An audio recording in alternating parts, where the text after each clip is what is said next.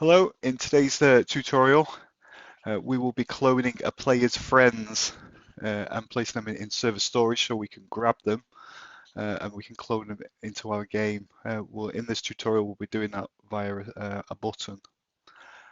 So first of all, what we need to do is just click from a blank place page, is just click the play button because we need to copy a script that is generated in the user character. So if you go down to workspace, into your player's name, and then if you right click on animate, go down to copy, and then you can just click stop.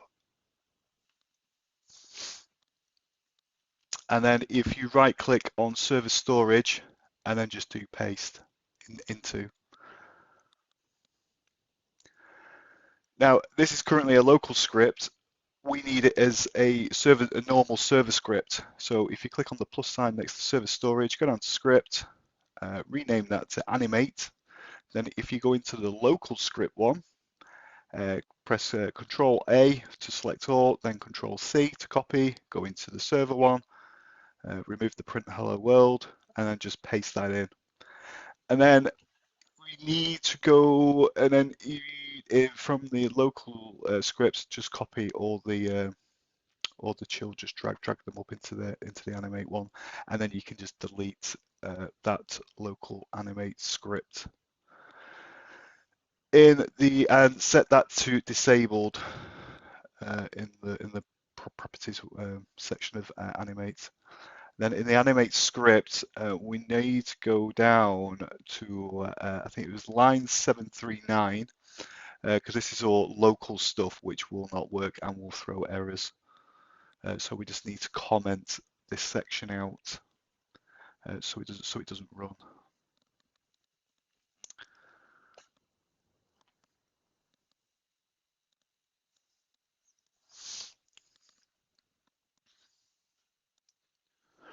So we need to create a part. This is going to be called player spawn. It doesn't matter what size it is, just make sure it's anchored and the can collide is set to off, and just set its transparency to 1 so it's invisible.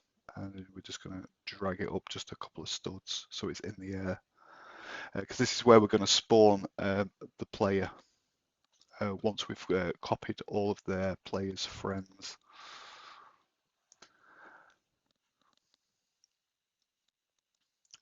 And as we're going to make our clone in this tutorial, our clone characters move and walk, we need to make another part, and we're going to call this dummy spawn. So it's basically the same as the player spawn, but it will be for the player's friends, the dummies. So same again, make sure it's anchored, make sure can collide is off, and set the transparency to 1. And as we're going to make them walk, we need to duplicate that one, or you can just insert a new part. And we're going to call this one walk to 1. And we're going to make 3 of these, so it can walk to different checkpoints. Let's say. So same again, transparency to 1, anchored is on, and can collide is off.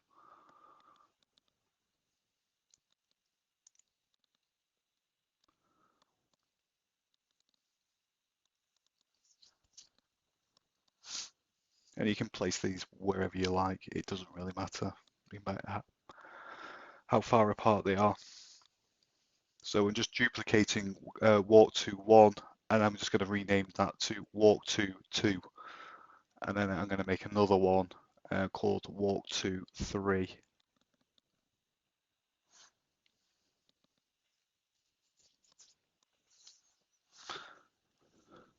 And we'll add some scripts to these later on. So first of all, you need to go to Starter GUI, hit the plus button, and then go down to local script. This will be our local script to grab the player's friends' user IDs.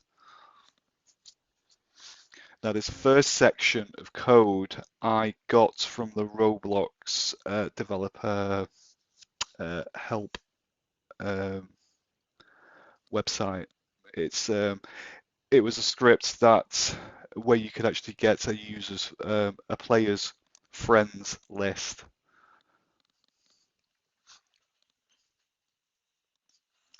So there's a couple of variables at the start to get the player and the username.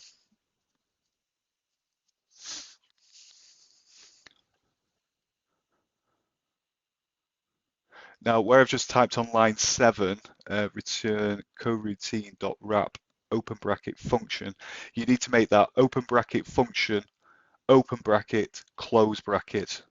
I do fix that later on, but as you're typing it, might as well type it properly. It's just so this local page num, the while true, is all within this function.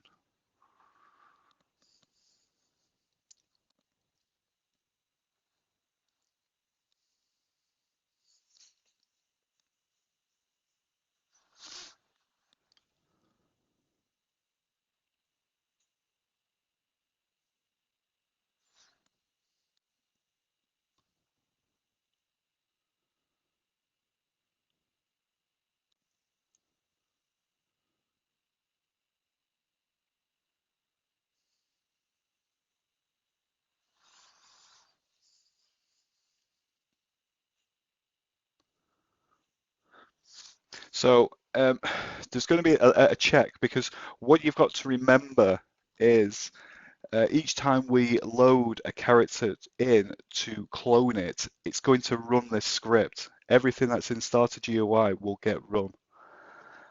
So I make a remote function which does a check to see if a folder has been created in server storage for our player. Now the folder name will be its user ID. So we would create this invoke server remote function cc check after this script, and if this folder in server storage is there, then the result will be 1. It's just so that we're only going to create a table of user IDs once. Otherwise, we're going to get stuck in a endless loop.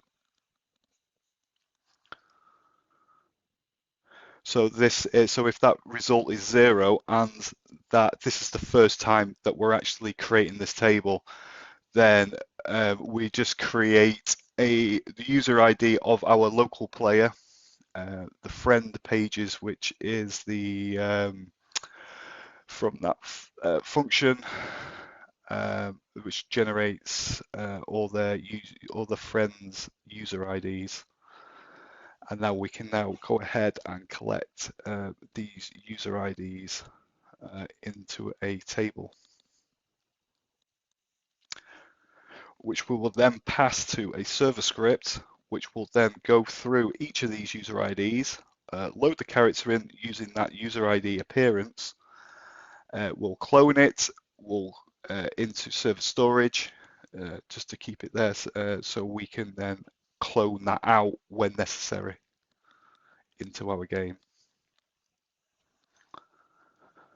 There's a typo on line 35. It's not a capital I, it's a lowercase I.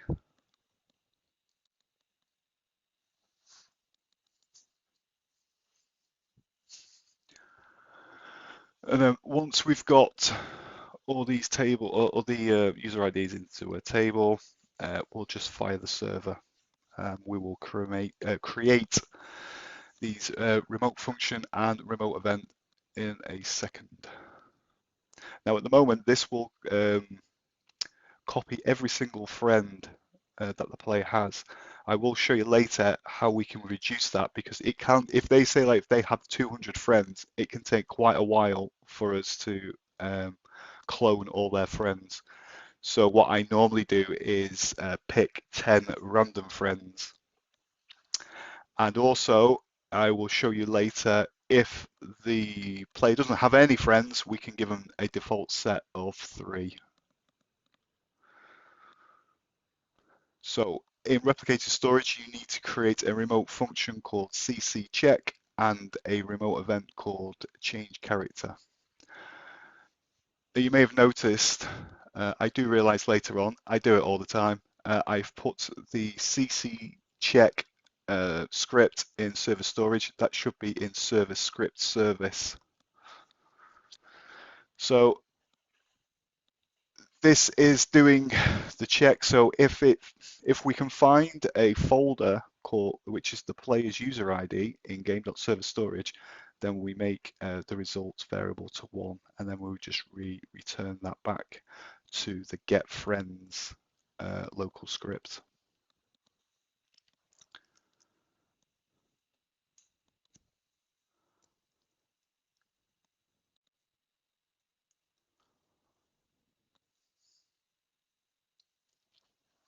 So I'm just highlighting that now on line 22. That's where we invoke that remote function, and it will return the result. So either 0 or 1. And we create another script. This is going to be called change character, just mimic the remote function name. So we're doing the on server event. First argument is player, and then the next one is the table of user IDs, which was created in the local script get friends. So this is where we're going to create this user ID folder in server storage. So if it is there, we're just going to destroy it because we're going to create a new one.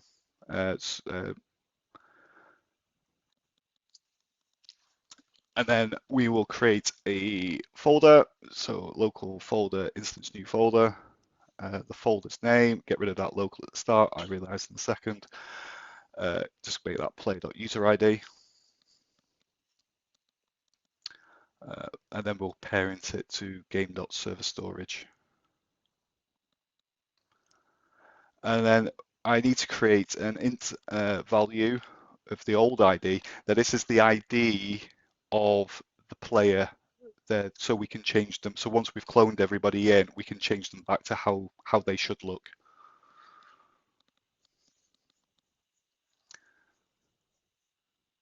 Now I think I did spell this incorrectly because it did originally throw an error. So it's supposed to say player.character appearance ID. Later on, it does get changed because it threw an error on that line.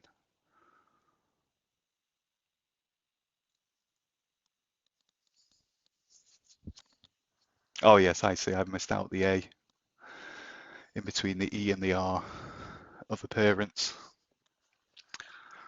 So we're going to loop through the user IDs table, which came from the get friends local script. And then we set the player character appearance ID to the next one in the table. Then we load it. Then we set its archivable property to true so we can clone it. And then we just clone player.character. The name is the user ID, and the parent will be that game.server storage, whatever the player's user ID is. And then we just set the archivable property back to false, and just do a slight wait just to make sure it's loaded in before we go for the next one. Now, once we've cycled through all the user IDs, we set the player back to the old ID value, which is its original appearance, and then just load that back in. And then we'll spawn them to the player spawn brick that we made at the beginning.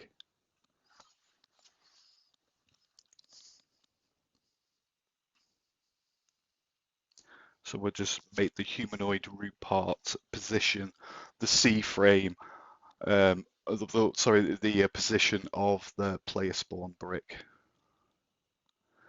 Because if you just change the humanoid root part, the rest of the character follows because that's the primary part.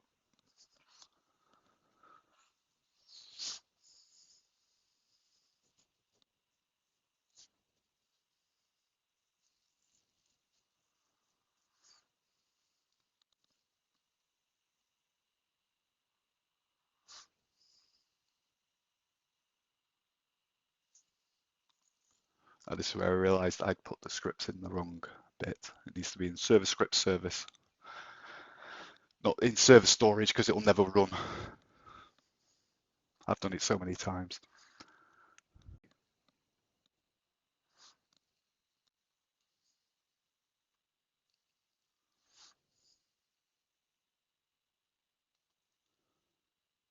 So in server storage, just create an int value called ready. Uh, and then after when we've cycled through and we've cloned all the players' friends, we just set that ready value to 1.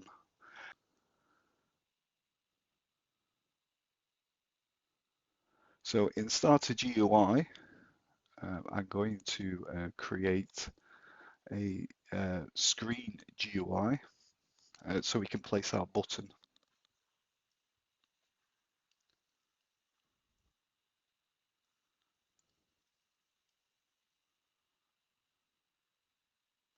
Then within the screen GUI, I'm going to insert frame, and then within the frame, I'm going to insert a button. And I'm just setting the frame's anchor point to 0.5 so I can put it exactly in the middle of the screen. If I set the position scale to 0.5, it will be right in the center, no matter what size you make it. I'm just going to drop it down to the bottom.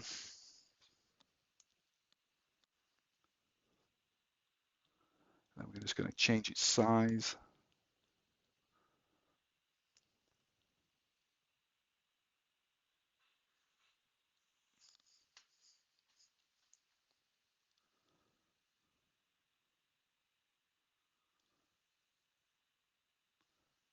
And then within the frame, if you just add a text button and just make the size scale of 1, offset 0 in the X, and then in the Y, the same again, scale 1, offset 0. So it fills the frame. And then I just set the background transparency to 1. Change the font. And then I'm going to change the text to spawn dummy. And then I make the text scaled.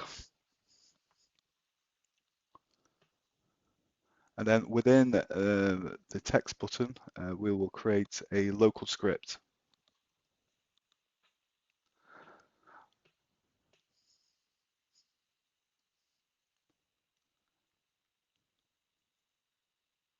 So we can set in a variable called player, which is the local player. Just change the screen GUI name to spawn. And then I'm just doing a make a variable to that location. So it's player.playerGUI colon wait for child, and then brackets, in quotes, spawn, close quotes, and close the close bracket. There is a slight error there on line 4. Don't put slock, put script.parent.mousebutton1 down colon connect function. I do realize later on. And create a debounce variable. So if that debounce is 0, then we're going to set it to 1 so it doesn't keep firing button clicks. And then we're going to we will eventually create a remote event called spawn dummy so we can fire the server and spawn our dummy.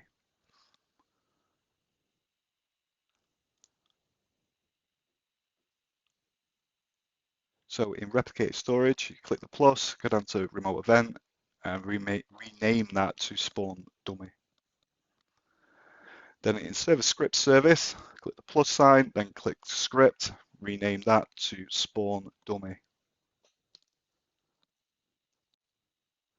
And I'm just making a SS variable so it goes to game.server_storage, so I don't have to keep typing game.server_storage, I can just type SS instead.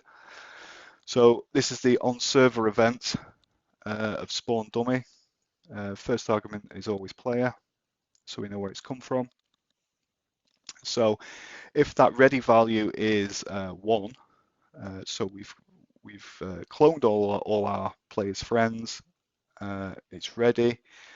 We can then create a table called user IDs, which will go through each of the user IDs of what we've cloned. which live in the game.server storage, then the folder, which is the player's user ID, and then we get all the children within that and we'll place them into a table if it's a model, because we have this old ID value, which is an int value, which we don't want in our table. So we're just going to pick a random character from our user IDs table. So line 14 creates a seed, line 15 picks a random number and places it into the variable dn. That stands for dummy number. And then we're going to create a variable called clone, which is in game.server storage, then the player's user ID, and then whatever position of the user ID's name from the user ID's table. And then we'll clone that to the workspace. And then we need to position the clone's humanoid root part to our dummy spawn position.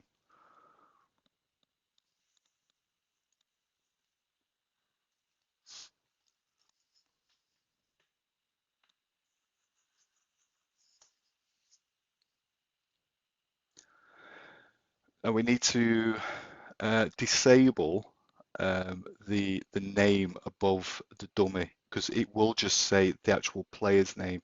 So if we just set that humanoid display distance type to none, so it doesn't display anything above the head. And there's always this local animate script which we just need to destroy because we have our server version which we're about to clone now. So animate clone will be the ss.animate, and we'll just clone that script. We'll parent that to the clone of the dummy, so it's in the same spot. Just so if you went to game.workspace, the player's name, the animate script just lives just below there. And then we need a walk to int value. So this will tell the dummy which checkpoint to walk to. So the first one is going to be number 1. And we will create a script to put into the dummy so it can walk. So let's put a task.wait 1 second just to make sure everything's loaded before we clone a script called character walk, which we haven't created yet. We will create that in a second. So we're just going to parent that to the clone, and we're going to set its disabled property to false, so the script will run.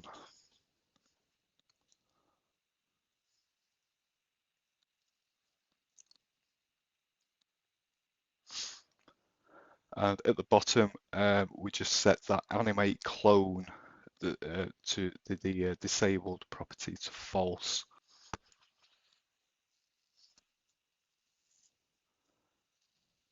So in server storage, click the plus sign and then click on script and rename that script to character walk and just disable it.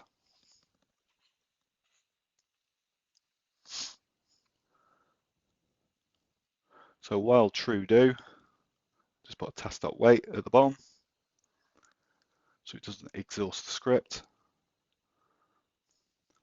There are some changes to this script, I believe. No, not this one. No, it was on the hit ones.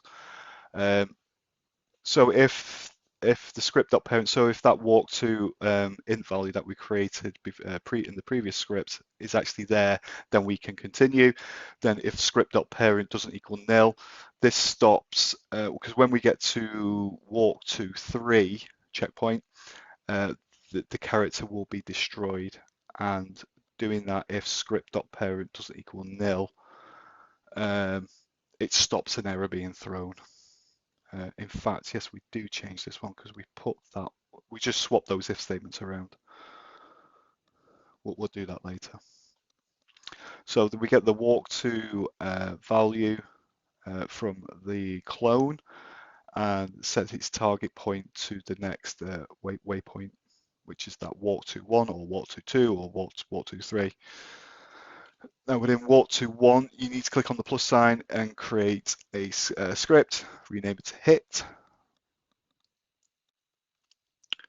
Once something touches it, the variable, the thing that's touched it will be in the variable hit. We just need, because we're going to copy this into walk to 2, we just need to find out what number is at the end of that walk to. So we just do a string.split on walk to, and then take the second part of the split, which will give us a number 1 or a number 2. So if you wanted more of these walk tos, you could just copy this script into the walk to bricks, but on your last walk to checkpoint, you will need to use the script from the walk to 3, which we will create shortly. So that W is the second part of the split, which will be 1 in this instance. And if the thing that's hit it, if that hit dot parent, so like if the left foot hit that brick, its parent would be the clone's name. So if that's not nil, then if the hit dot parent, then if it's got that walk to value, so if the player hits that walk to, nothing will happen because it doesn't have the walk to. And then all we do then is just then increment the walk to value of the clone. Now in walk to 3, we need to do it slightly differently. This is where we're just going to destroy the clone. So I'm going to copy most of the stuff from our previous script that we've just created. Everything really from line 1 to line 8 needs to be copied. So instead of incrementing it at the walk to value, we were just going to destroy, hit.parent colon destroy, and just pop those ends in.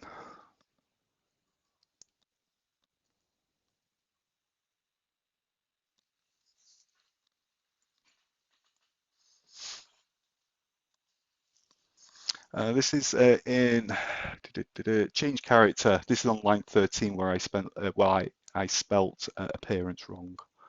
Just make sure you change that. And in our character walk in service storage, just swap those if statements around if you haven't done already. It just stops an error being thrown. So if we play it, as you can see, all our friends are now being cloned, spawned, and we're cloning them. So if you were to click on the current client button to go to the storage, then click on service storage, and then the folder within there, you'll see all of these models being added.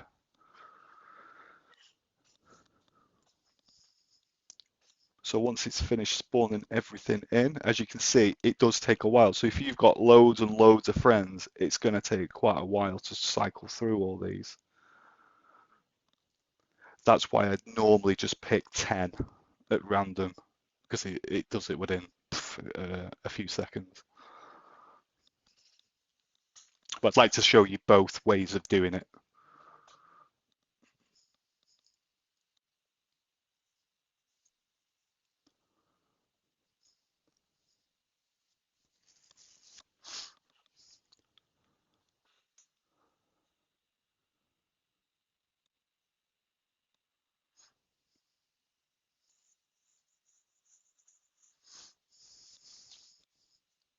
So we're done.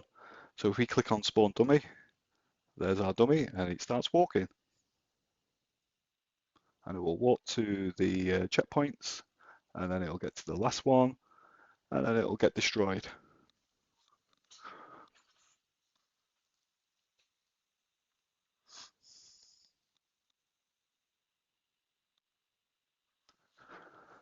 So in the get friends local script, so if the player has no friends, then we're going to get a problem at the moment. because the user IDs table will be empty and nothing will work. So we can give them some default friends, which is ID1, ID2, and ID3. So we can just, so if the number of user IDs equals 0, then we can just set, we can create a table, just 1, 2, 3. And these are some default characters which you can use.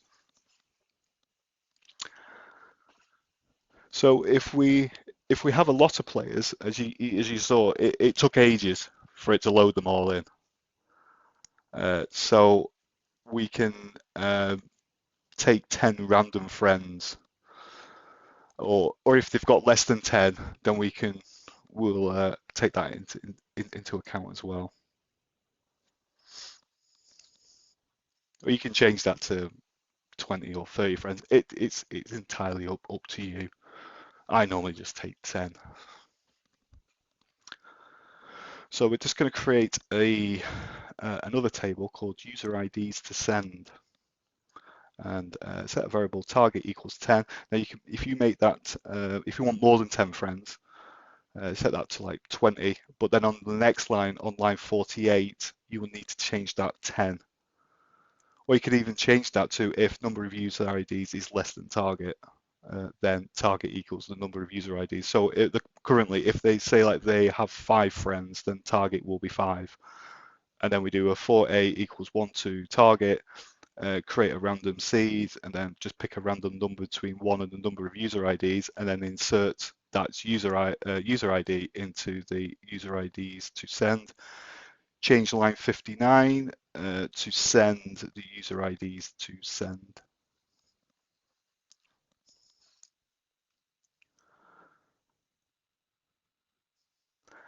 This is on walk 2.3, the hit script in there. We just need to pop in another if statement at the top to stop this error appearing.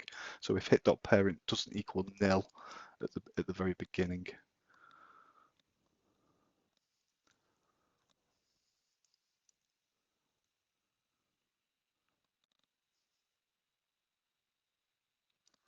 Then we go for another test. So this will just spawn in 10 friends. So if you go click on the current client, you can see in server storage, you'll be able to see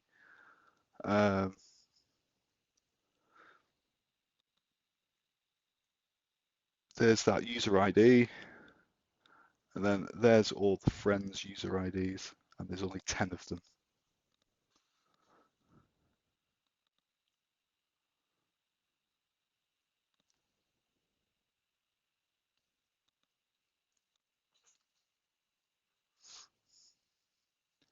And if we go back to our client, and we can click spawn dummy, and there's our friends. And that's it. I hope you learned something new. You can feel free to incorporate this any way you need. Any ideas you want me to show you, then let me know. Thank you very much.